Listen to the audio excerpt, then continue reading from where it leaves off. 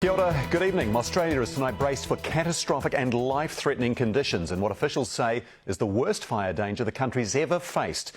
Looking at the big picture first, 52 bushfires are burning right across New South Wales here. 30 are uncontained, with other blazes across the border in Queensland. The smoke there visible from space. The fires have claimed 3 lives so far, destroyed more than 150 homes and burned through 8,500 square kilometres of forest and farmland, an area about 6 times the size of the Christchurch region. More than 3,000 firefighters are battling the flames on the ground, supported by 60 aircraft. But the number on the front line could swell to 20,000, with the Army on standby for deployment. A Kiwi contingent is also on the way. Our Australia correspondent Ryan Boswell joins us live shortly. First, he has today's developments. Winds whipping up an escalating fire emergency this afternoon. Holy. Gust speeds rapidly rising along with the heat.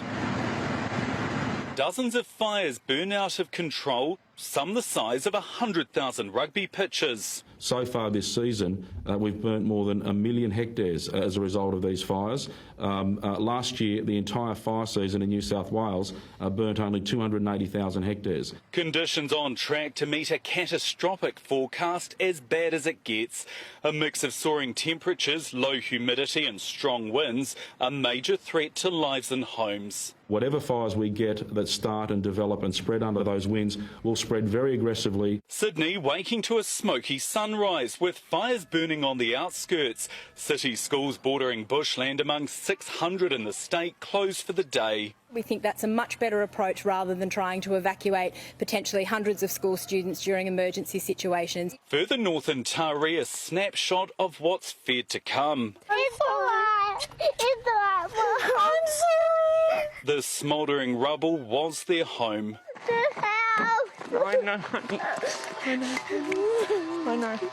Just one of 14 homes here consumed by fire. It's a freak of nature, the way it zigzagged around things. And the area's flaring up again tonight. Residents in some regions told it's too late to leave their homes. Dozens of aerial rescue units are on standby after being grounded by smoke this morning. We'll have another 2 machines working tonight for night vision and surveillance and detection operations as well. So we're very appreciative of the support of the military. And across the state, an army of 3,000 firefighters tackling the flames, with more Kiwi teams now on the way.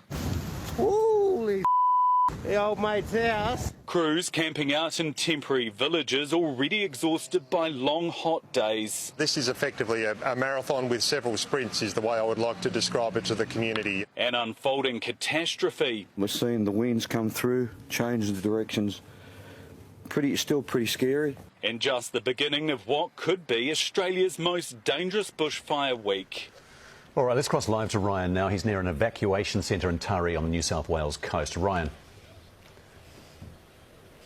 Well, Simon, quite clearly Taree has been blanketed in smoke tonight. It's thick and is somewhat difficult to breathe, and that's because there are several fires burning close by, including one that spans over 20,000 hectares. That fire is where one woman lost her life, and it's left this community very much on edge. All right. Thank you very much for that, Ryan. Stick around. We'll come back to you again shortly.